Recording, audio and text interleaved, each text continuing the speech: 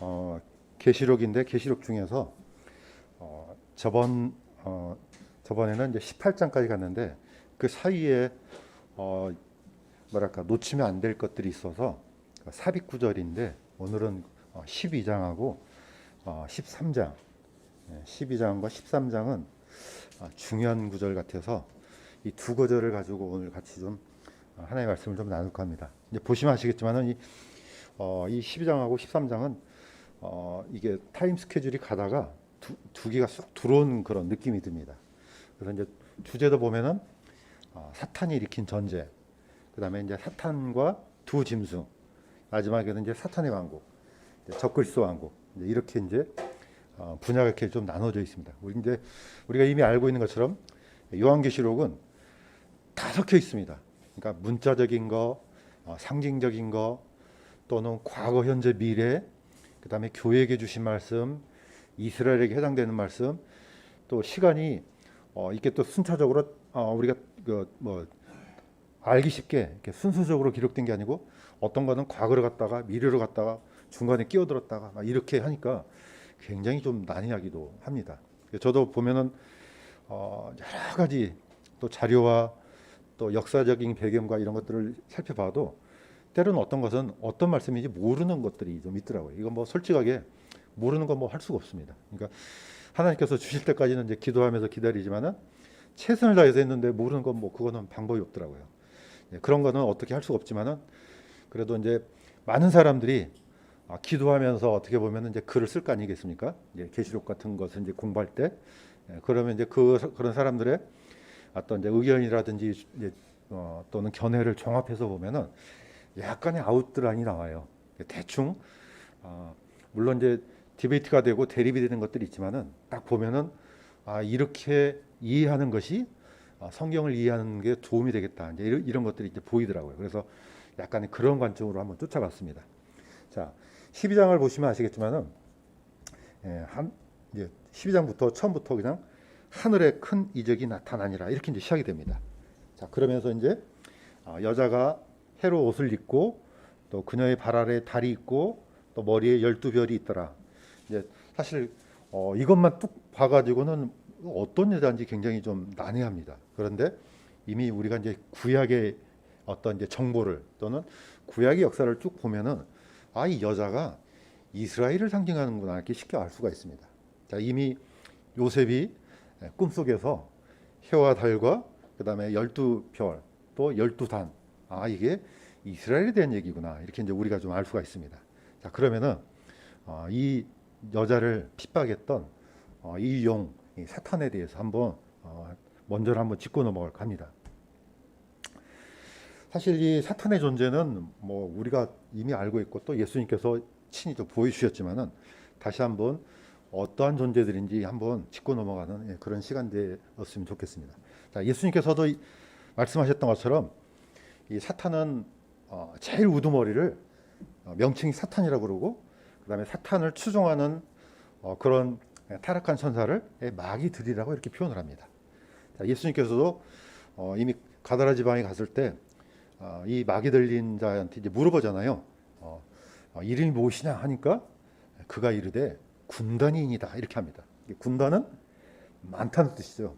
많은 마귀가 그의 속에 들어가 있었기 때문에 자기를 군단이라고 표현했습니다. 자, 그래서 우리가 이 사탄이 그냥 하나만 딱 나온 게 아니고 그에 따르는 추종자들이 큰 세력을 이루고 있다는 것을 우리가 이제 알 수가 있습니다.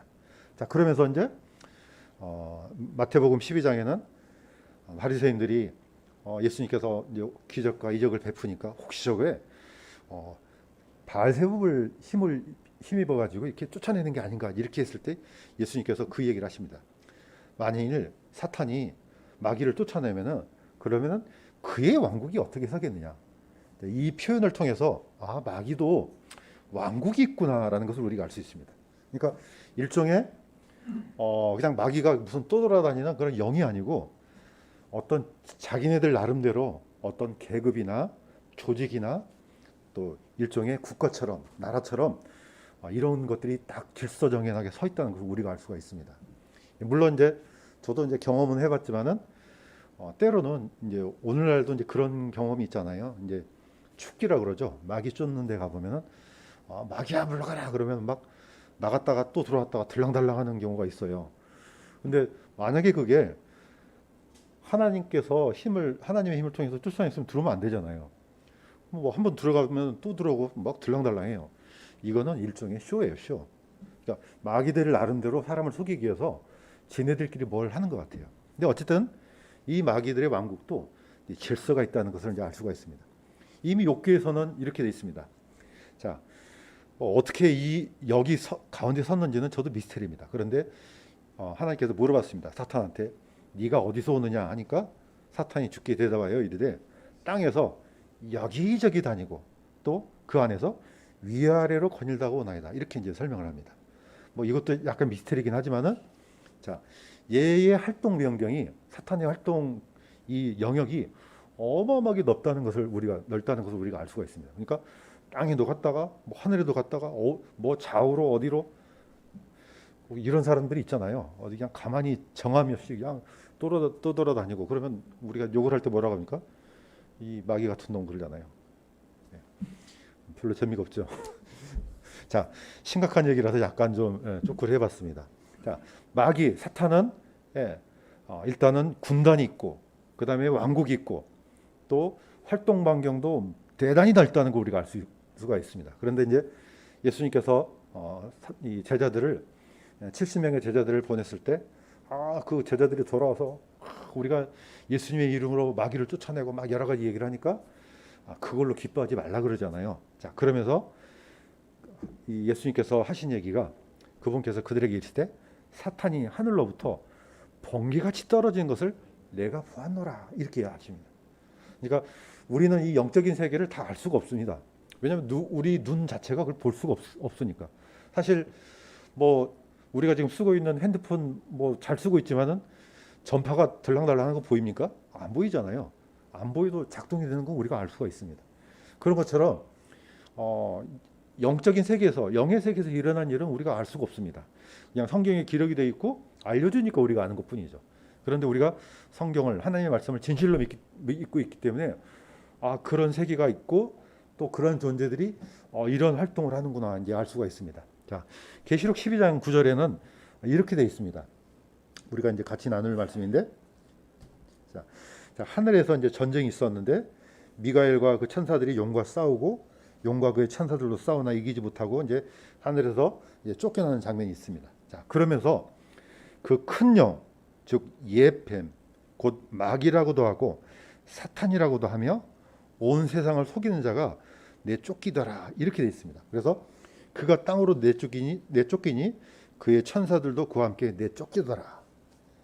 그래서 우리가 지금 우리가 살고 있는 이 땅이 우리만 있는 게 아니고 사탄의 존재도 있구나. 또 사탄만 있는 게 아니고 그 사탄을 따랐던 수많은 마귀들이 같이 있구나.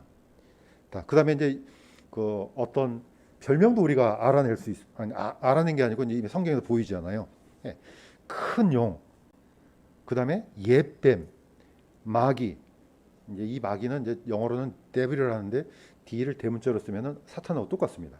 소문자로 쓰면은 그의 추종자들로 얘기를 하죠.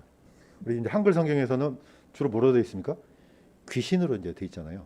근데 이제 국어 사전에 보면은 이제 귀신은 이제 좀 쓰는 게 좀 어려운 게 뭐냐면은 죽은 사람의 영혼도 귀신이라 하니까 우리가 좀 약간 쓰기를 좀 꺼려합니다. 그래서 이제 주로 마귀라는 호칭을 써서 약간 분리를 시킵니다. 어쨌든 굳어진 언어이기 때문에 우리가 이제 이해 못할 건 아닙니다.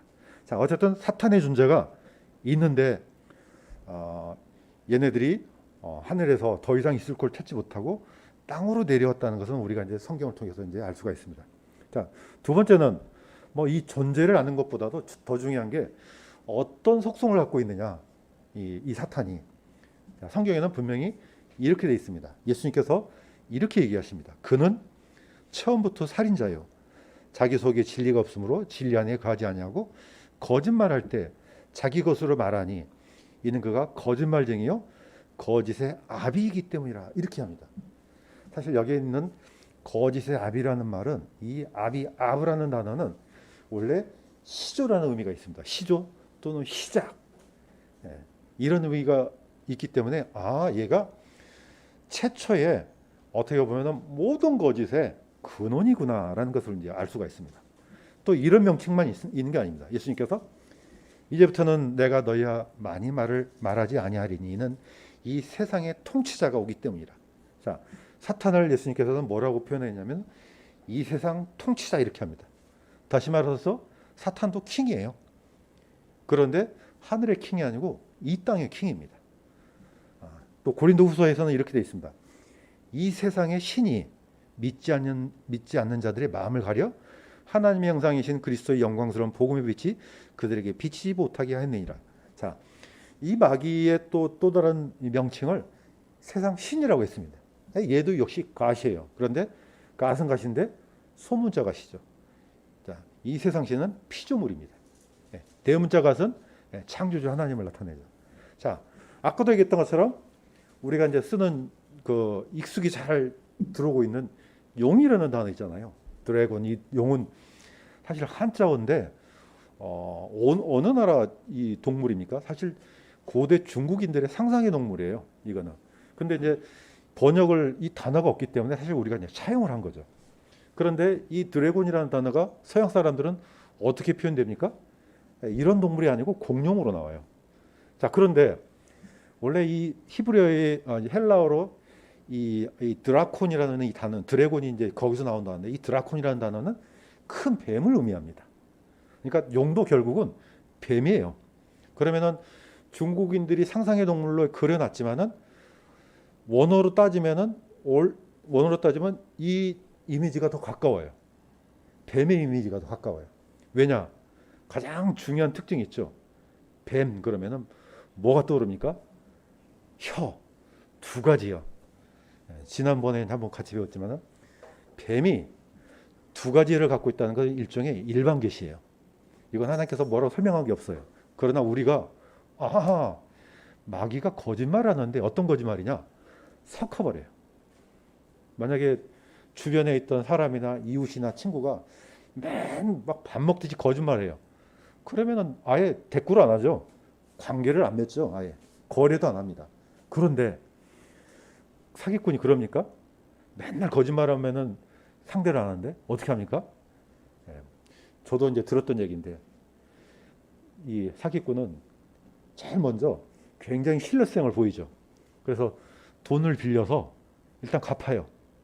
한 100만 원만 급한데 100만 원만 좀 꿔줄래요? 그러면 꿔줍니다. 그러면 갚아요. 두 번째는 한 200만 원이 급히 필요한데 좀 꿔줄래요? 그거 빌려도 또 갚아요. 그럼 어떻게 해요? 이 사람이 빌려주기만 하면 잘 갚네? 나중에 어떻게 합니까? 나중에 1000만 원만 좀 빌려주세요. 안 갚잖아요. 치명적인 거짓말을 마지막에 날린다는 거죠. 뱀이 두 혀는 하나는 진실을 거의 10개라 그러면은 진실을 9개를 얘기해요. 나중에 치명적인 거짓말을 하나를 떨어뜨려요.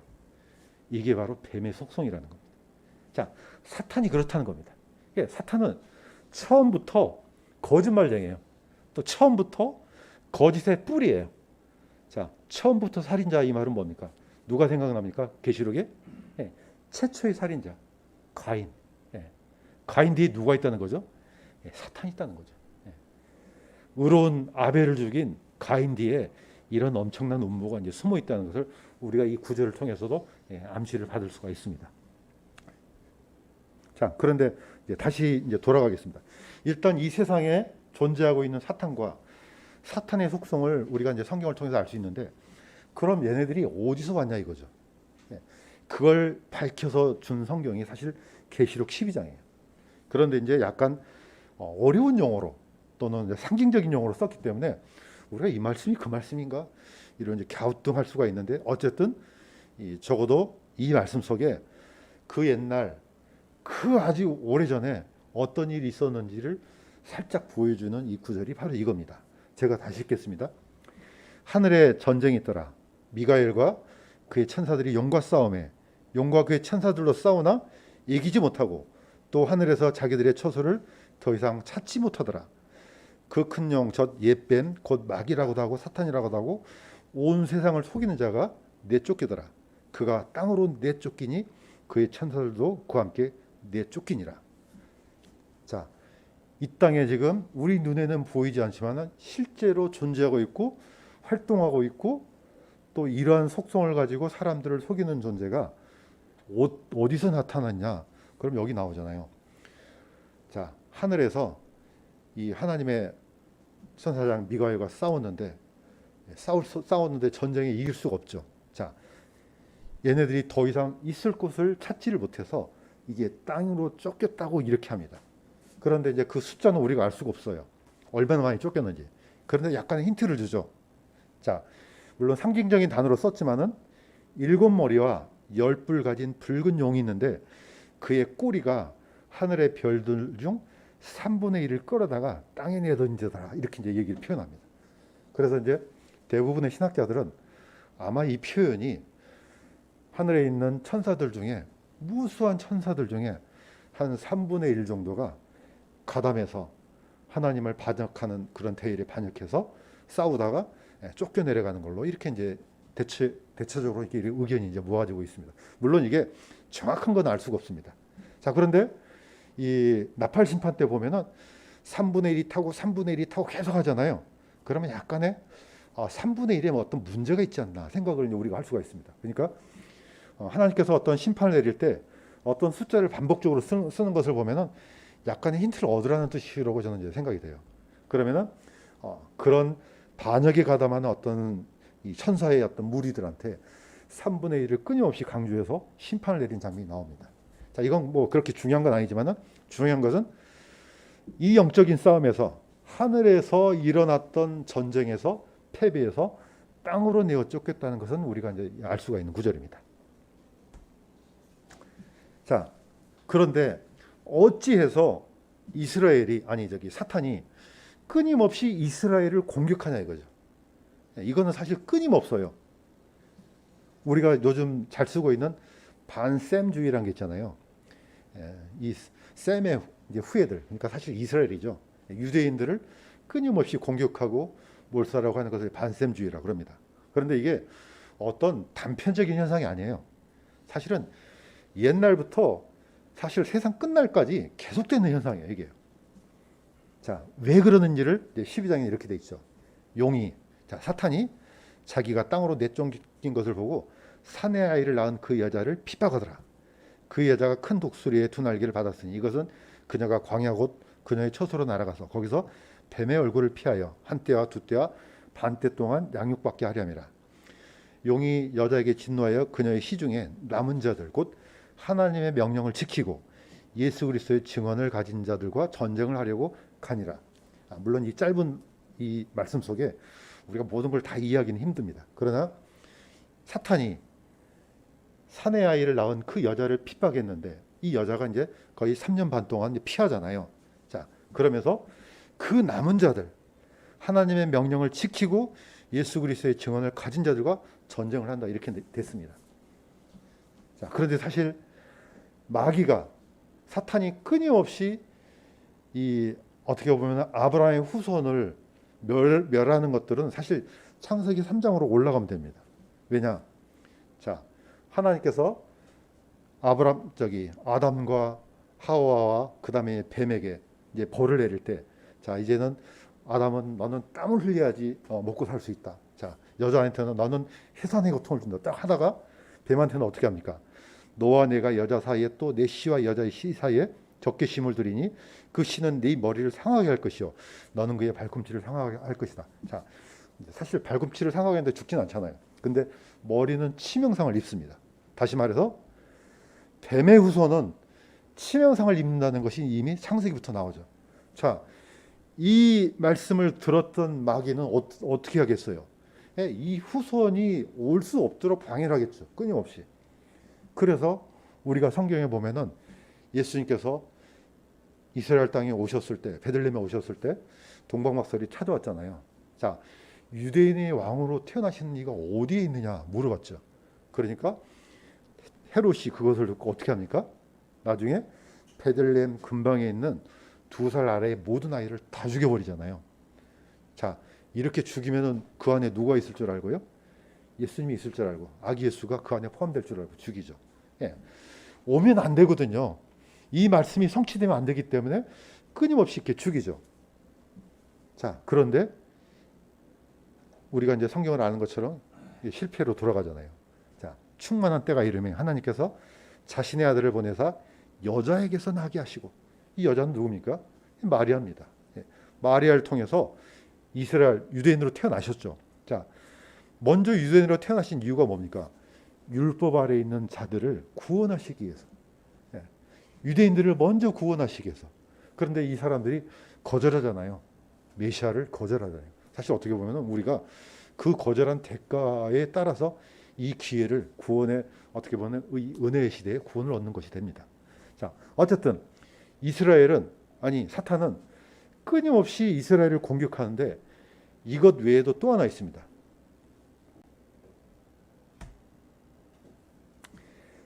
왜 이스라엘이 싫으냐? 이스라엘에게는 하나님의 약속이 아직도 남아 있어요. 그냥 단순히 예수님이 유대인으로 오셨다는 것 외에도 하나님께서는 구약 성경을 통해서 약속한 게 너무 많아요. 자, 그 중에 하나가 출애굽기의 19장에 나오는 제사장 왕국이에요. 물론 조건이 붙어 있지만은 어쨌든 제사장 왕국이 이스라엘 백성들한테는 약속으로 돼 있어요. 자, 제가 읽겠습니다. 너희가 참으로 내 목소리에 순종하고 내 언약을 지키면은 너희는 내게 모든 백성들보다 뛰어난 특별한 보물이 되리니 이는 온 땅이 내 것이기 때문이라. 또 너희는 내게 제사장 왕국이 되며 거룩한 민족이 되리라. 이게 사실 약속으로 주어졌어요. 자, 우리가 잘 알고 있는 이사야 11장에 이게 시간 있으면은 이 찬양도 하고 싶은데 그냥 읽기만 하겠습니다. 자, 하나님께서 이 이사야를 통해서 주신 이 왕국은 어떤 왕국이냐? 완전한 평화의 왕국이에요. 이리가 어린 양과 함께 거하고 사자가 소처럼 풀을 먹고 젖먹는 아이가 독사 구멍에 손을 놀고 젖된 아이가 독사의 굴에 손을 넣고. 자, 내 거룩한 산에는, 내 거룩한 산 모든 곳에는 상하게 하거나 멸하지 아니하리니 이는 물들이 바다를 덮는 것 같이 주를 아는 지식이 땅에 충만할 것이기 때문이라. 이거는 완전한 평화, 천년왕국을 얘기합니다. 저기 하늘나라가 아니고 진짜로 이 땅에서 이루어질 그 날을 이 얘기를 하는 거죠. 그래서 사람의 수명이 나무의 수명처럼 된다고 이렇게 얘기하잖아요. 자, 이미 이사야를 통해서 앞으로 이루어질 이스라엘 백성들이 들어가게 될 이 나라를 이미 얘기를 해줬죠. 자, 뭐 에스겔서 보세요. 에스겔서 40장에서 48장까지는 아주 이건 대단히 분량도 많습니다. 이거는 천년왕국 성전이죠. 그 중에 하나가 이렇게 되어 있습니다. 보라, 이스라엘의 하나님의 영광이 동쪽 길로부터 임하더니 주의 영광이 정면이 동쪽을 바라보는 문 길을 통해서, 번역이 좀 어렵지만은 딱 이겁니다. 동쪽으로 온다는 겁니다. 동쪽에서. 그래서 현재 이스라엘 동쪽 문이 닫혀 있는 겁니다. 그거는 예수님께서 오셔야만 열리는 거죠. 이미 에스겔서에 이미 기록된 데인데요. 그래서 그의 주의 영광이 그 집에 가득하더라. 자, 이러한 분명한 메시지가 이스라엘 백성들한테 남아 있어요. 어떻습니까? 그러면은 죽이 없애야죠. 이렇게 없애버려야지 이 뭡니까? 이 예언이, 이 대언 약속이 성취가 안 될 거 아닙니까? 그래서 끊임없이 죽이 없애는 겁니다. 자, 사도 바울은 이것을, 이 비밀을 로마 교회에게 얘기를 해줘요. 자, 로마 교회는 이스라엘이 아니잖아요. 자, 로마인들한테 얘기를 이렇게 해줍니다. 그 가지들 중에 얼마가 꺾이고 야생 올리브인 나무인 네가 그들 가운데 접붙여져서 그들과 함께 올리브 나무의 뿌리와 기름짐에 참여하게 되었을진데 그 가지들 향하여 자랑하지 말라. 자랑할지라도 네가 뿌리를 지탱하지 않냐며 뿌리가 너를 지탱하느니라. 우리는 보면은 교회하고 이스라엘이 완전히 단절된 것처럼 생각하잖아요. 교회는 교회, 이스라엘은 이스라엘. 심지어는 이스라엘에 주셨던 약속을 교회가 받아왔다. 뭐 이런 식으로 이런 신학이 퍼졌습니다. 그런데 성경에는 분명히 섭리에 있어서는 다른 그룹이에요. 아브라함은 분명히 교회는 아니잖아요. 그럼에도 불구하고 우리가 아브라함의 믿음의 후손이라고 그러잖아요. 사실은 섭리는 다르지만은 하나님의 왕국에서는 다 하나입니다. 우리 교회가 존재하는 이유는, 그 힘은 어디서 오느냐? 이스라엘이 존재하기 때문에 있다는 겁니다. 이건 놓치지 말라는 거죠. 그래서 사실 어떻게 보면은 이방인들의 교회는 겸손할 필요가 있는 거죠. 이 엄청난 사람들 보세요. 하나님, 이스라엘은 예수님을 안 믿고 다 망했네요. 우리는 믿어서 이렇게 복을 받았잖아요. 이렇게 하지 말라는 거예요. 우리 교회가 존재하는 것은 무엇 때문에 존재하느냐? 저 뿌리처럼 땅속에 박혀있는 그 뿌리가 있기 때문에 존재하고 있다. 이걸 얘기하는 겁니다. 그래서 여전히 이스라엘에게 약속이 남아있는데 어떻게 합니까? 사도 바울은 구체적인 예를 들어요.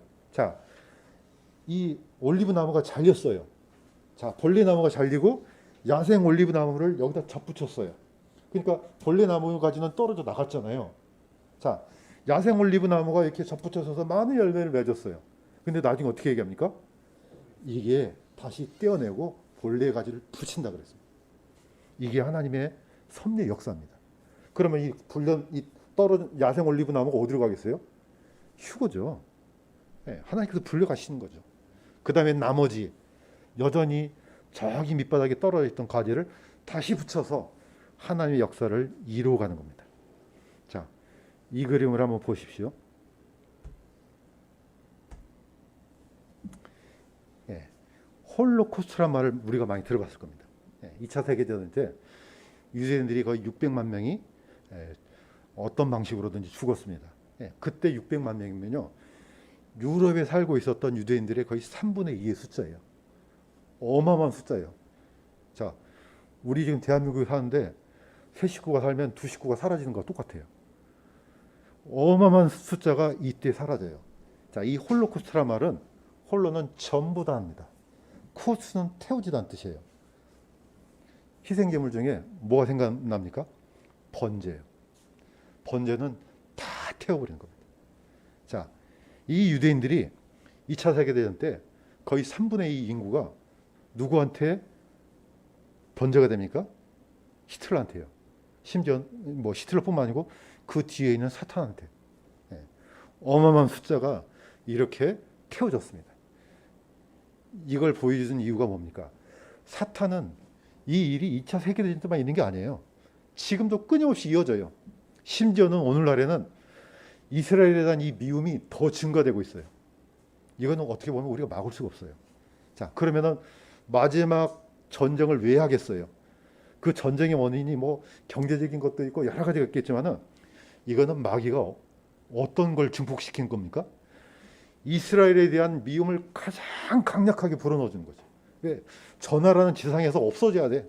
가끔 이제 인터넷 보면 댓글 달린 거 보잖아요. 이스라엘 관련된 뉴스 보면 뭐 하여튼 뭐 악의 충 뭐 그냥, 물론 우리는 하나님의 자녀니까 이스라엘에 대한 연민을 우리가 이해할 수 있죠. 그러나 세상 사람들은 그런 걸 이해합니까?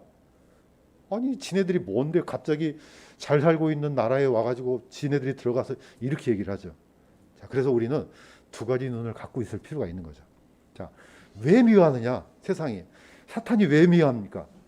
나중에 이 민족을 통해서 천년왕국이 이루어지니까 그렇습니다. 이 약속이 여전히 남아있는 거죠.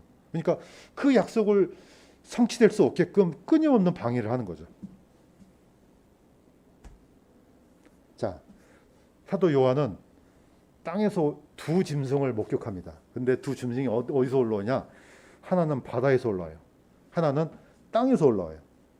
두 짐승이 드디어 이제 어떻게 보면 중요한, 어떻게 보면 인류 역사에서, 사실 이 13장은 그냥 뭐 18절밖에 안 되잖아요. 그런데 대단히 압축되어 있습니다. 그러니까 어떻게 보면은 중세사가 이 안에 다 들어있다고 볼 수가 있습니다. 제가 한번 읽겠습니다. 내가 바다의 모리에 서서 보니 바다에서 7머리와 10뿔을 가진 한 짐승이 일어나더라. 그의 뿔들 위에 10개의 관이 있고 그의 머리 위에는 흰성모독하는 이름이 있더라. 내가 본 그 짐승은 표범과 비슷하고 그의 발은 곰의 발 같으며 그의 입은 사자입 같은데 용이 자기의 권능과 자기의 자리와 큰 권세를 그에게 주더라. 이렇게 되어 있습니다. 자, 다니엘을 보시면 아시겠지만은 2장과 7장이 약간 틀려요. 다니엘서 2장은 신상으로 기록이 되어 있습니다. 머리는 금으로 된 바벨론부터 시작해가지고 저 밑바닥 10발가락까지 이렇게 기록이 되어 있습니다. 그래서 다니엘은 인간의 역사가 10발가락으로 해서 끝나요. 그런데 강도는, 세기는 더 세죠. 철의 강도는. 그러니까 강하기는 더 세지만은 결합력은 약하죠. 그래서 10발가락이 됐을 때는 이 10발가락의 물질이 새와 진흙이 서로 엉겨 붙었어요. 잘 안 붙는 거죠, 이게. 이런 물질로 구성된 로마의 후예. 자, 우리가 이제 알고 있는 것처럼 사실 395년에 동로마와 서로마가 나눠지잖아요. 결국 서로마는 476년에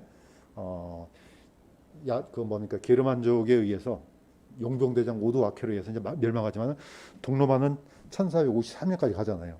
자, 어쨌든 이 역사의 이후의 역사가 사실 10발가락이죠. 다니엘은 이것을 2번 반복해서 얘기를 합니다. 자, 그런데 예스겔은 사도 요한이 봤으니까 자, 7머리와 10뿔이라는 표현을 씁니다.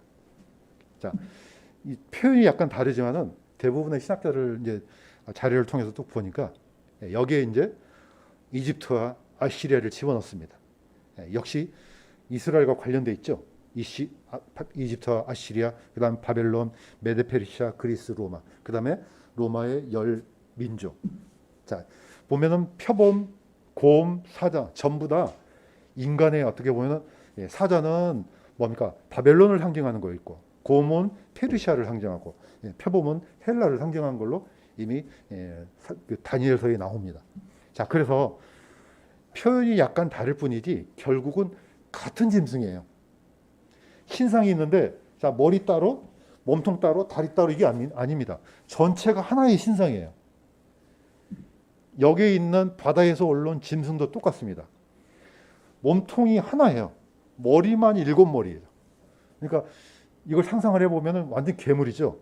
몸통은 하나인데 머리만 7개예요. 그리고 마지막 7머리 중에 마지막 머리 위에 10뿔이 달렸어요. 이거 누가 한번 그리면 아마 하여튼 그림도 많지만은 너무 끔찍하죠. 자, 이렇게 해서 사도 요한은 이 장면을 보여줍니다. 아시는 것처럼 이 역사는 아주 오래됐죠. 로마사를 살펴보면은 이게 사실 어떻게 보면은 지금 현재 유럽은 로마의 후예들이 그대로 가져가고 있습니다. 자, 이제 어떤 자료를 보니까 대충 이렇게 이제 써놨습니다. 서로마가 멸망한 이후에 알레마니, 프랑크, 부르군디, 수에비, 반달, 서고트, 앵글로 섹슨, 동고트, 롬바르드, 헤룰리, 자, 이런 수많은 이민족들이 와서 로마를 집어삼켰다가 뺏었다가 서로 싸웠다가, 그 중에 저 밑에 아프리카에 있는 반달족은 물론 이제 쳐들어가서 로마를 완전히 박살내죠. 그렇지만은 파괴를 시킬 뿐 나라를 얻지를 못합니다. 동고트나 헤룰리도 마찬가지입니다. 그래서 얼마는 왕국을 이루고 얼마는 사라진다는 이 예언이 아마 이런 예언이 아닐까. 절대적으로 맞다는 거 아니지만은 충분히 일리가 있는 것 같습니다. 자, 로마는 어쨌든 스스로 나라를 지키지 못하고 이민족들에 의해서 갈갈이 이렇게 찢어지죠. 그래서 우리가 10민족이 어떤 민족인지는 몰라요. 또 심지어 어떤 사람은 세계를 10구역으로 나눠서 표현하는 걸로도 이렇게 보기도 합니다. 근데 어떤 건지는 정확하게는 알 수가 없죠. 자, 그런데 신기한 것은 이겁니다. 로마 안에 자, 지금까지는 왕국이 있었는데 왕국이 아니고 로마 안에 로마의 후예들 사이에 새로운 뿔이 하나 나오죠. 사실 이 새로운 뿔이 로마 바티칸이라 해도 큰 문제는 없을 것 같아요. 자, 왜냐하면은 이 교황청은 사실은 국가는 아니에요. 국가는 아니지만은 소로마가 멸망한 이후에 땅을 기증받아요. 그게 이제 역사적으로는 753년에 프랑크 왕국의 피핀 3세에 의해서 땅을 기증받는데 거의 이탈리아 반도의 중부 정도 되죠.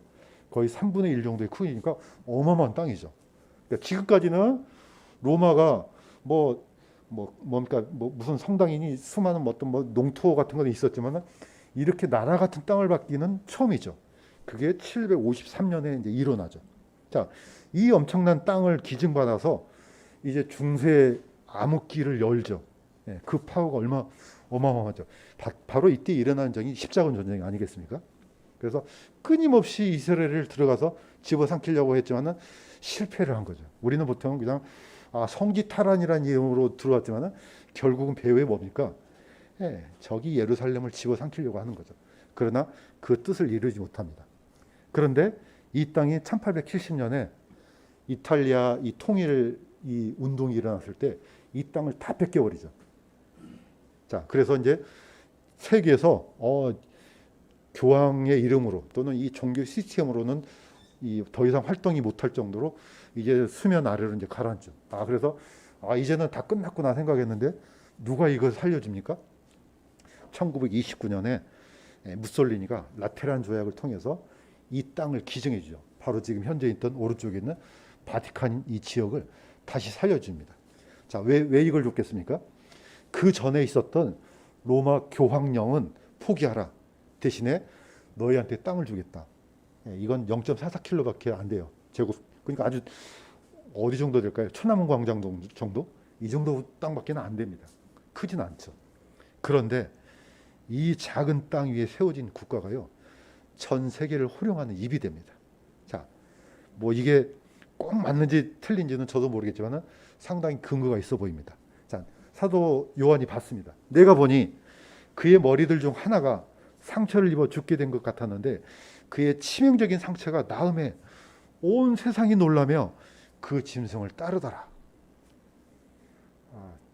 천주교 신자들이 보면 상당히 기분 나빠할 것 같지만은 뭐 이게 성경의 해석이니까 누가 보더라도 이해를 해줬으면 좋겠습니다. 어쨌든 이렇게 되어 있습니다. 자, 그러면서 용이 그에게 큰 것들을 말하며 신성 못 오가는 입을 주고 또 42달 동안 지속할 권능을 주며. 자, 어쨌든 이 요한계시록을 이루어가는 데 있어서 이 계시를 이 대언을 이루어가는 데 있어서 아주 굉장히 중요한 역할을 하는 것은 틀림없어요. 가장 작은 나라인데 가장 큰 힘을 얻게 되죠. 자, 그러면은 왜 이게 땅에서 올라온 짐승이고 치명적인 상처를 받아서 죽게 되는데 다시 살아난 짐승이 되느냐? 뒤에 가면 또 이해가 됩니다. 자, 이제는 땅에서 올라온 짐승인데 거의 죽은 줄 알았더니 다시 살아난 짐승이 있어요. 그런데 바다에서. 그런데 이번엔 땅에서 또 올라와요. 그런데 이 땅에서 올라온 짐승을 보니까 다른 짐승이 땅에서 올라오는데 그는 어린 양같이 두 뿔이 있고 용처럼 말을 하더라. 그가 첫째 짐승 앞에서 첫째 짐승의 모든 권능을 행사하고 또 땅과 그 안에 거하는 자들로 하여금 첫째 짐승 곧 치명적인 상처가 나온 자에게 경배하게 하더라. 많은 사람들이 처음에는 이게 다른 짐승인 것처럼 생각됐어요. 땅에서 올라온 짐승하고 바다에서 올라온 짐승, 이게 서로 다른 짐승이라고 했는데 지금은 상당수의 많은 학자들이 같은 짐승으로 봅니다. 왜 그러냐? 사실 로마 지금 현재 교황청 바티칸은요, 두 가지 힘을 갖고 있습니다. 하나는 세속적인 힘이에요. 다시 말해서 바티칸은 각 나라한테 대사관을 파견할 수 있어요. 정상적인 국가예요. 땅덩어리는 얼마 안 되지만요, 우리나라도 교황청 대사관이 있습니다. 종로 쪽에. 정상적인 국가는요, 이 대사관이 다 들어있어요. 다시 말해서 정상적인 국가의 활동을 한다는 거죠. 만약에 이 바티칸이 교회라면은 우리가 대사관 저기 좀 만들 테니까 좀 해주세요. 열었습니까? 교회는 그런 일을 못합니다. 할 수도 없군요. 다시 말해서 이 국가는 세속적인 권력을 갖고 있다는 겁니다. 또 한 가지는 바티칸은 세속적인 권력뿐만 아니고 종교적인 권력도 갖고 있습니다. 그러니까 두 가지 힘이 다 갖고 있죠. 굉장히 막강하죠. 자, 왼쪽에 보면은 이 누구처럼 생겼습니까? 이 사람이 로마의 시저입니다. 자, 이 시저가 어떤 역할을 했냐? 사실 이 로마의 사제단을 보잖아요. 그러면은 많이 들어봤을 겁니다. 폰티펙스 막시무스라는 이 사제 최고 제사장을 2층으로 씁니다. 그래서 그 밑에 폰티펙스, 그 다음에 플라멘, 그 다음에 아라겔, 그 다음에 베스탈. 오늘날 이 시스템이요, 그대로 갑니다. 로마 교황, 교황, 추기경, 그 다음에 이런 어떻게 보면 이 제도가 갑자기 생겨난 것처럼 생각하는데 사실은 그게 아니고 그 뿌리가 전부 다 로마에서 온 겁니다. 그 로마의 최고 제사장을 폰티펙스 막시무스라고 합니다. 자, 이걸 간파한 시저가 이 사제직을 가로채죠. 가로챘다기보다는 그걸 갖죠. 나중에는 로마 교황들이 이 사제직을 그대로 다 가져가요. 그래서 폰티펙스 막시무스라는 이 칭호는 로마 황제들이 썼던 칭호예요. 그런데 지금은 누가 쓰고 있습니까? 이 칭호는요 로마 교황이 쓰고 있어요. 다시 말해서 세속적인 권력과 종교적인 권력이 그대로 두 개가 동시에 가는 겁니다. 양처럼 두 뿔이 달린 거죠. 두 개의 권한이 딱 하고 달라붙는 거죠. 또 용처럼 말해요. 그러니까 얼마나 무섭습니까? 가운데 있는 그림 보시면은 이 요한 23세예요. 교황 로한. 근데 위에 동전 위에 뭐가 돼 있습니까? 펀티펙스 막시무스라는 그 글이 있습니다. 옛날 로마 황제가 썼던 그 칭호를 로마 교황이 그대로 가져온 거죠. 제일 오른쪽에 있는 것은 뭡니까? 열쇠가 두 개죠. 하나는 세상적인 권력, 하나는 영적인 권력이죠. 두 가지를 다 갖고 있는 거죠. 그러니까 바다에서 올라온 짐승도 되고 땅에서 올라온 짐승도 되는 거죠. 이게 분명히 엄청난 역할을 할 겁니다. 뭐 제가 꼭 음모론적으로 얘기하는 거 아니지만은 종교개혁자들은 그 옛날 종교개혁자들은 다 이 교황을 다 짐승이라고 했습니다. 근데 지금은 무서워서 얘기를 못하죠. 그냥 쏙 들어가죠. 근데 저는 이 말이 맞다고 봅니다. 달리 해석할 방법이 없어요. 자, 그러면은 어떤 현상을 얘기를 하느냐? 말하는 우상이 나옵니다. 자, 계시록 13장 15절에 보면은 그가 그 짐승의 형상에게 생명을 줄 권능을 소유하여 그 짐승의 형상이 말도 하게 하고 그 짐승의 형상에 경배하려 하지 아니한 자들은 다 죽이게 하더라. 자, 옛날에는 아마 이 글을 봤을 사도 요한 시절에 살았던 아마 7교회는 이게 무슨 말일까? 어떻게 자 우상이 말을 하지? 희한한 우상이네? 이렇게도 생각됐을 것 같아요. 그러나 지금은 충분히 납득이 가죠. 이거는 얼마든지 가능합니다. 지금 오늘날 하고 있는 인공지능, 빅데이터를 통해서 이건 뭐 정치, 경제 뭐 모르는 게 없을 정도로 거의 인간들보다 더 뛰어난 능력을 소유한 뭔가가 나오지 않을까. 그런데 뭐 말만 잘하는 게 아니에요. 모르는 게 없을 정도예요. 자, 우상은 그 옛날 우상은 그냥 세워놓으면 우상이에요. 자, 옛날에 우리가 잘 알고 있는 것처럼 자, 출애굽했던 이스라엘 백성들이 모세가 내려오지 않으니까 모세가 어디 갔느냐, 뭐 우리를 여기서 굶어 죽게 하느냐, 뭐 그냥 온갖 원망을 다 하잖아요. 그래서 뭡니까? 아론을 종용해서 우리를 인도해주는 신을 만들라 하잖아요. 금송아지를 만들죠. 자, 그러면서 뭐라고 합니까? 금송아지를 향해서 오 이스라엘아, 이것은 너를 이집트 땅에서 데리고 올라온 내 신들이니라. 사실 이게 복수로도 있지만 단수도 됩니다. 내 하나님이다 이 뜻이에요. 그러니까 하나님이 금송아지가 하나님이에요. 이스라엘 백성들은 그렇게 외쳤습니다. 자, 옛날에는 그러려니 하고 큰 나무 이게 하나님이야. 그럼 그러려니 하고. 자, 오늘날에는 그게 안 통해요. 인간의 욕망을 사로잡을 만한 획기적인 우상이 나오는 거죠. 왜냐? 이미 골로새서에 이렇게 돼 있습니다. 그러므로 땅에 있는 너희 지체를 죽이라. 그것들은 음행과 부정함과 무절제한 예정과 악한 욕정과 탐욕이니 탐욕은 우상숭배니라. 사실 우상숭배는 딴 게 아닙니다. 우리의 욕심이 극대화되잖아요. 그게 우상숭배예요. 오늘날 세상 사람들이 원하는 게 뭡니까? 다 믿을 게 못 돼. 대통령, 판사, 의사 아무도 못 믿어. 그런데 요즘 사람들이 하나 기대하고 있어요. 인공지능. 저 사람이 아니죠. 뭔지 모르겠지만 걔가 나 있으면은 우리의 모든 필요를 다 만들어주고 모든 문제를 다 해결해주고. 여러분들 보면 집에 가면은 그런 애가 나 있으면 얼마나 좋겠어요. 그냥 집에 오면은 밥 다 해놓고 뭐 내가 모르는 수학 문제 다 풀어주고 영어 모르는 통역 다 해주고 이런 거 뭔가 하나 하기를 원하겠죠. 딱 그게 나타날 겁니다. 자, 그래서 이게 지금 우리가 지금 살고 있는 시대가 얼마나 위험한 시대인지 지금 우리도 사실 감지를 못하고 있습니다.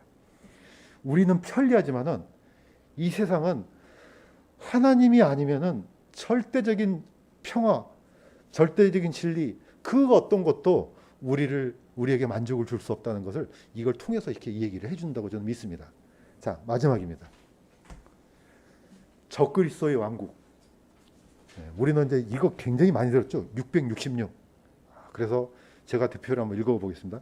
그가 모든 자 곧 작은 자나 큰 자나 부유한 자나 가난한 자나 자유로운 자나 매인 자나 그들의 오른손에나 이마 안에 표를 받게 하고 그 표나 짐승의 이름이나 그 이름의 수를 가진 자에는 아무도 사거나 팔지 못하게 하더라. 자, 여기에 지혜가 있으니 지각 있는 자는 그 짐승의 수를 세어볼지니라. 그것은 사람의 수요 그의 수는 666이니라. 자, 제가 이렇게 읽었지만 이거 누가 많이 쓰고 있습니까? 이단들의 단골 메뉴예요.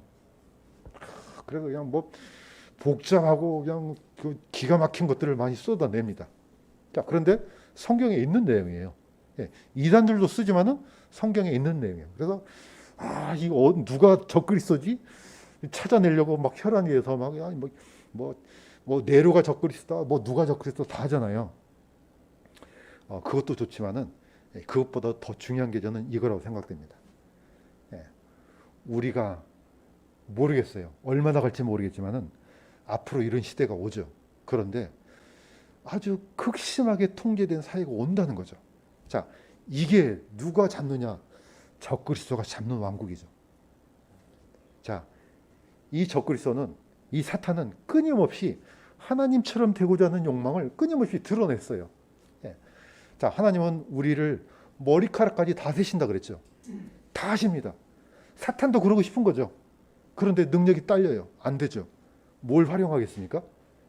지금 사용하고 있는 이 모든 빅데이터를 활용하고 있는 거죠. 엊그저께 TV를 봤더니 그러더라고요.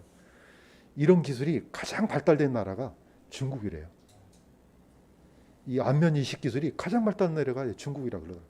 심지어는 아침에 뭘 먹고 이 사람의 성향이 뭘 하는지 옛날에는 그게 불가능했지만 지금은 다 알 수가 있다는 겁니다.